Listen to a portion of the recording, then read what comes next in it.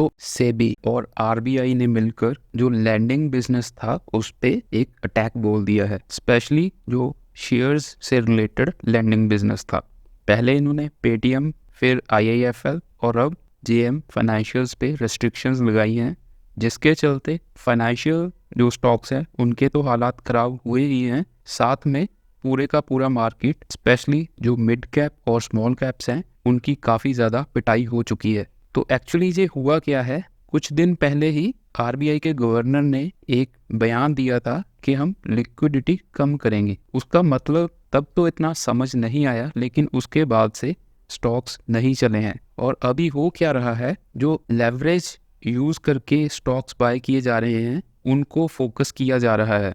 जो एनबीएफसीज और बैंक्स का पैसा है वो कहीं ना कहीं से घुमा फिरा कर स्टॉक मार्केट में आ रहा है, और इसी के चलते जो मिड कैप और स्मॉल कैप का वैल्यूएशन है वो बहुत ज़्यादा हो गया था। और रैली तो आपने देखी ही है लास्ट ईयर कैसे भागे हैं। तो पहली चीज़, मिड कैप और स्मॉल कैप्स में जो पैसा डाला गया था इनको भगाया जा रहा था डायरेक्टली, और जो म्यूचुअल फंड्स हैं उनके थ्रू। दूसरी चीज़ थी, जो आईपीओज आ रहे थे वो इतने ज़्यादा ओवर सब्सक्राइब हो रहे हैं, और स्पेशली जो एसएमई के आईपीओज हैं वो जो इजी मनी अवेलेबल था उसके चलते बहुत से स्मॉल और मीडियम साइज्ड मतलब एसएमई कैटेगरी के स्टॉक्स थे उनको मेन बोर्ड पे भी लिस्ट कर दिया गया है। इसके अलावा जो डेरिवेटिव्स हैं हमारे फ्यूचर एंड ऑप्शंस में उनकी वॉल्यूम बहुत ज़्यादा बढ़ चुकी है। ये सब क्यों हुआ है, जो इजी मनी जो लैंडिंग प्रोवाइड की गई है लास्ट कुछ टाइम से, और इस पे इनकी नज़र थी अक्टूबर मंथ से। और अभी इन्होंने क्या फंडा यूज़ किया है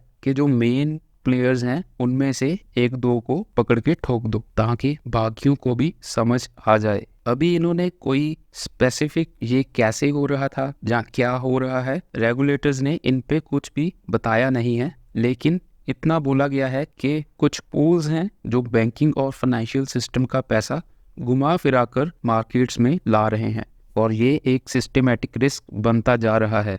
ये लेवरेज होती क्या है, आप लोग कोई भी जो आपके डीमेट अकाउंट में शेयर्स हैं एनबीएफसी या बैंक्स के पास गिरवी रख कर उन पे लोन ले सकते हो, और उसी लोन से दोबारा से नए शेयर्स बाय कर सकते हो। शेयर्स की 80 to 85% की वैल्यू तक आपको लोन मिल सकता है, और उसी से आप दोबारा शेयर्स बाय कर सकते हो, और इवन आप दूसरी बार का जो आपके शेयर्स हैं वो भी आप गिरवी रख कर दोबारा से लोन ले सकते हो। तो ये सिस्टम कुछ लोग अपनाते हैं, ये अच्छा है बुल मार्केट के टाइम। लेकिन अगर कुछ करेक्शन आती है जहाँ जो बैंक्स या एनबीएफसी जो लोन दे रहे हैं इन केस उनको वो शेयर्स सेल करने पड़ते हैं तो काफ़ी दिक्कत आ सकती है, specially small and mid caps में। इसी के चलते इन्होंने स्पेसिफिकली ये बोला है कि जो डेरिवेटिव्स हैं मतलब फ्यूचर एंड ऑप्शंस की जो ट्रेडिंग है ये 30 मिनट ट्रेडिंग प्रोडक्ट्स बनकर रह गए हैं, और जो आईपीओज हैं ये 4 डेज ट्रेडिंग प्रोडक्ट्स बनकर रह चुके हैं।